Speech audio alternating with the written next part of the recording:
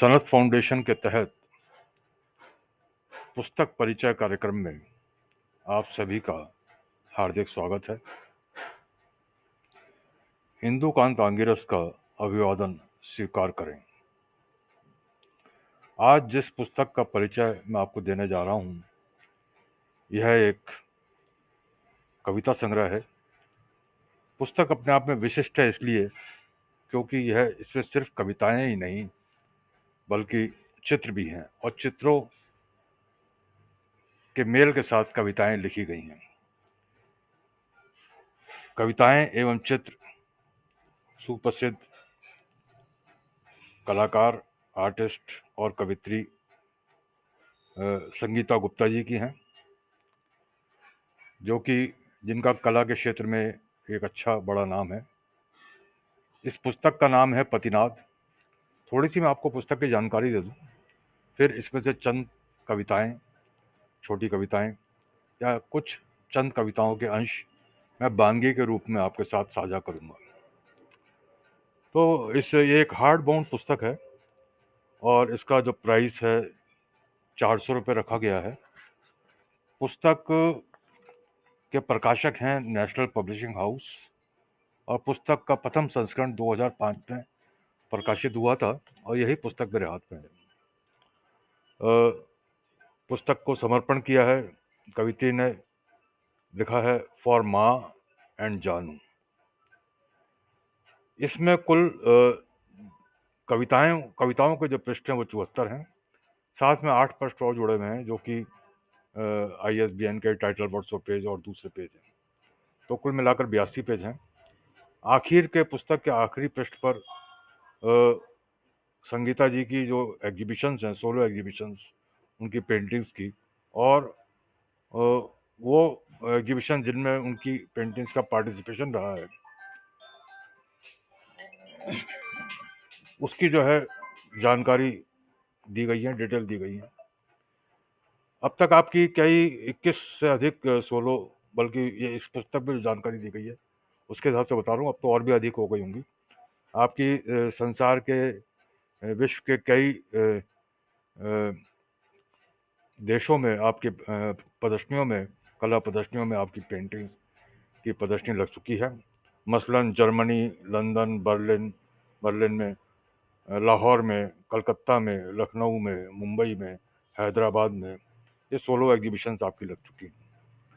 और कई कला प्रदर्शनियों में आपकी साझा जो है संकलन भी हुआ है। आपकी प्रदर्शनियों, आपकी पेंटिंग्स का साझा उसमें प्रदर्शन भी हुआ है कला प्रदर्शनियों में। संगीता जी एक IRS अधिकारी थी और इनकम टैक्स कमिश्नर के से मैं समझता हूँ कि वो इनकम टैक्स कमिश्नर के रूप में कार्य करी थी, मेरी जानकारी में उस समय। तो मेरा परिचय भी उनसे उसी समय, जिस समय पुस्तक छपी थी, लगभग 2003-4 में मैं उनसे परिचय हुआ था। फिर मैं बेंगलोर चला गया 2006 में। तो बहुत सालों तक जो है एक तरह से दिल्ली के साहित्यकारों से मैं थोड़ा सा, मेरा जो थोड़ी दूरी बनी रही, क्योंकि मैं अपनी नौकरी में वहाँ व्यस्त रहा। अब फिलहाल कुछ महीनों पहले मेरी दोबारा संगीता जी से बातचीत हुई, तो मैंने जो है सनत फाउंडेशन के तहत एक मुलाकात के कार्यक्रम में आपका जो है साक्षात्कार भी लिया था। तो आइए दोस्तों, अब जो है मैं आपको इस पुस्तक के जो इसकी कविताएं हैं उनसे थोड़ा आपको रूबरू कराता हूँ। उनसे आपको कुछ आपके सामने कविताएं रखता हूँ, कुछ अंश और कुछ छोटी कविताएं। कविताओं को जब मैंने पढ़ा, और पहले भी पढ़ा था, लेकिन अब जब मैं इसका पर ये वीडियो बनाने बैठा तो मैंने दोबारा पढ़ा, तो मुझे लगा कि इसमें कुछ जो कविताएं हैं, कुछ तो दर्शन पर हैं, दर्शन से संबंधित है, और कुछ इस तरह की कविताएं हैं जो अपने आप को पहचानने की एक कोशिश है उन कविताओं में कि मैं कौन हूँ, मेरा वजूद क्या है। और तीसरे जो इस कैटेगरी अगर देखी जाए कविताओं की, तो प्रेम कविताएं हैं। और प्रेम कविताएं इस तरह की कविताएं हैं जिनमें प्रेम का कोई खास जिक्र नहीं है। प्रेम के ऐसे रंगीले सजीले कोई शब्दों की शब्दावली उसमें नहीं है, लेकिन वो इस तरह, लेकिन उनमें एक ऐसा भीतर उनमें प्रेम छुपा हुआ है, कुछ एहसास छुपे हुए हैं। यूँ समझिए एक ऐसी झील है प्रेम की शांत, जिसकी जो ऊपर से तो शांत है, लेकिन उसकी गहराई में, उसके पानी की गहरी पैठ में जो है प्रेम की इतनी गहरी अनुभूतियाँ हैं जिनको जो आपके, जब आप उन्हें पढ़ेंगे और उन्हें सुनेंगे कविताओं को, तो वो आपके हृदय को जरूर स्पर्श करेंगी। तो आइए दोस्तों, अब मैं आपके साथ कुछ चंद रचनाएं जो है साझा करता हूँ। तो सबसे पहले एक पहली कविता जरूर साझा करूंगा, छोटी सी कविता है कि जिंदगी दूर तक रास्ता ही रास्ता, मंजिल कोई नहीं। जिंदगी दूर तक रास्ता ही रास्ता, मंजिल कोई नहीं। कुछ दूर तो साथ चलो कि सफर खुशगवार हो जाए। कुछ दूर तो साथ चलो कि सफर खुशगवार हो जाए। और एक छोटी सी कविता देखें।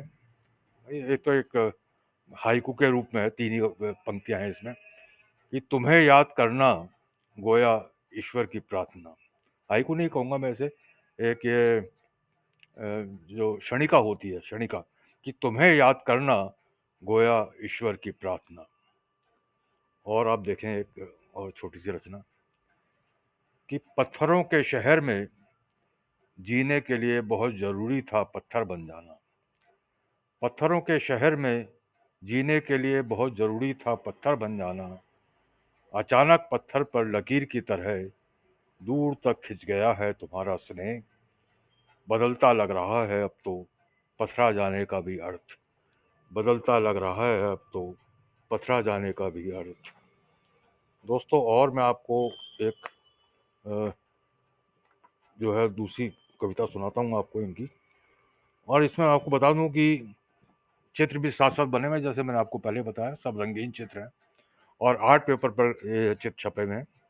तो ये कविता देखें आप, कि तुम्हारे अंधेरों को रोशनी मिले, तुम्हारे अंधेरों को रोशनी मिले घर, मन सब जलाया मेरा हासिल तो बस मुट्ठी भर राख। ढूंढती एक नदी जिसे सौंप दूं अपना हासिल। ढूंढती एक नदी जिसे सौंप दूं अपना हासिल। यह मुट्ठी भर राख और मुक्त हो जाऊं, और मुक्त हो जाऊं। और देखें एक रचना, कौन जाने तुम्हें पता भी है या नहीं। कौन जाने तुम्हें पता भी है या नहीं, कितना कुछ बीत गया मुझ पर इस बीते बरस में, एक तुम्हारे दूर जाने से।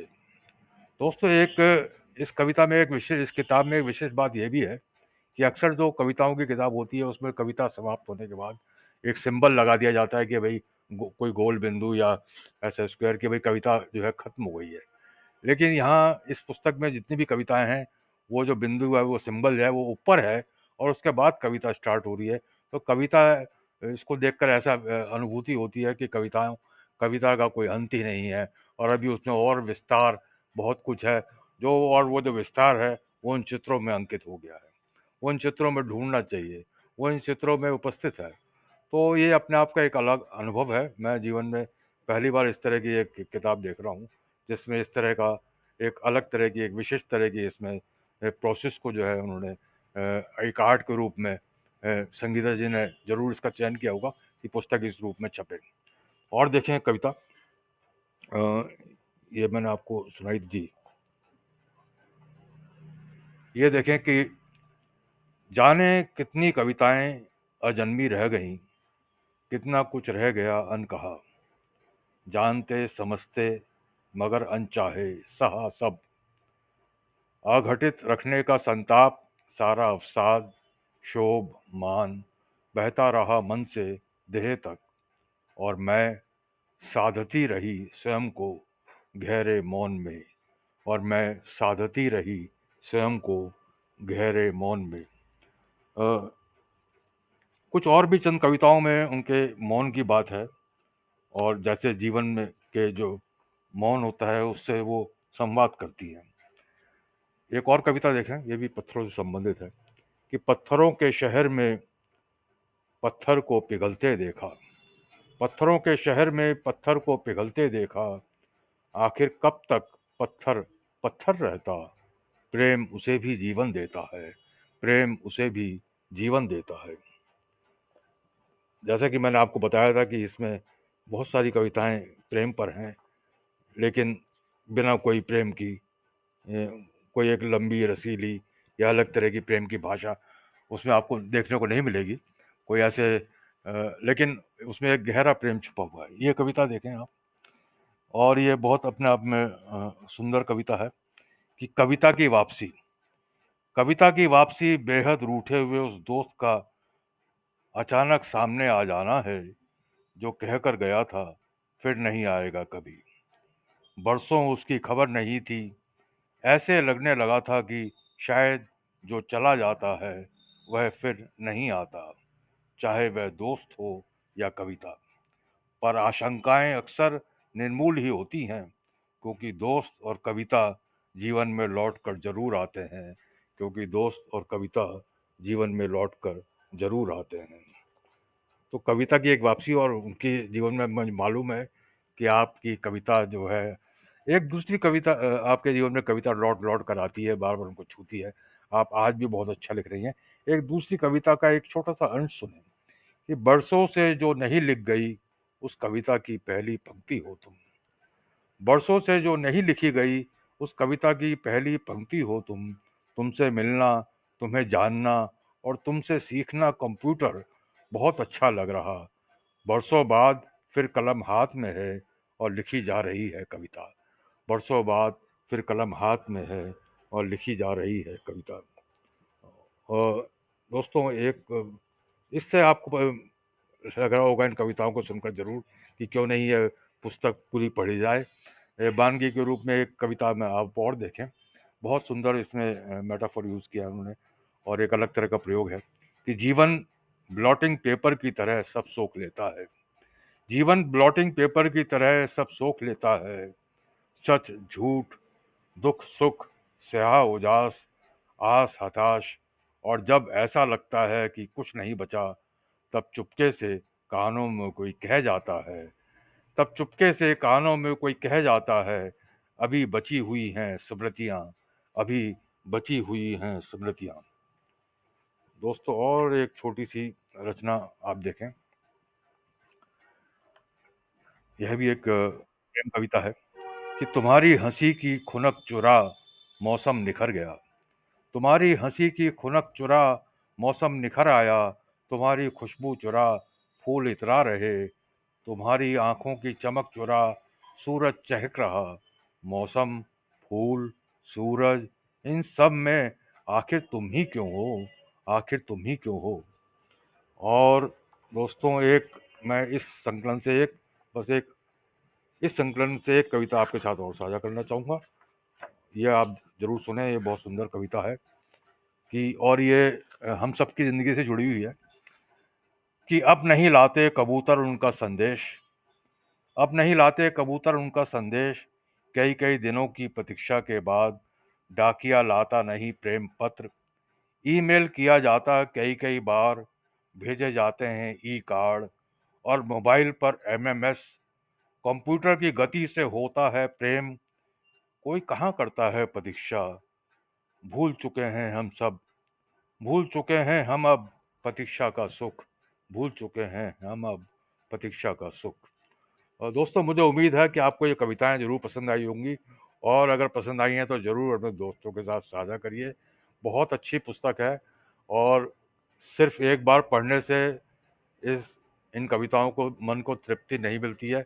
आपको यकीनन इस पुस्तक को 2 बार 3 बार, जब जब आपका मन होगा, जब जब ये कविताएं आपके हृदय को छुएंगी और बगैर बैठ जाएंगी, और जब जब वो पुकारेंगी, आप इन कविताओं को पढ़ने का आपका मन करेगा।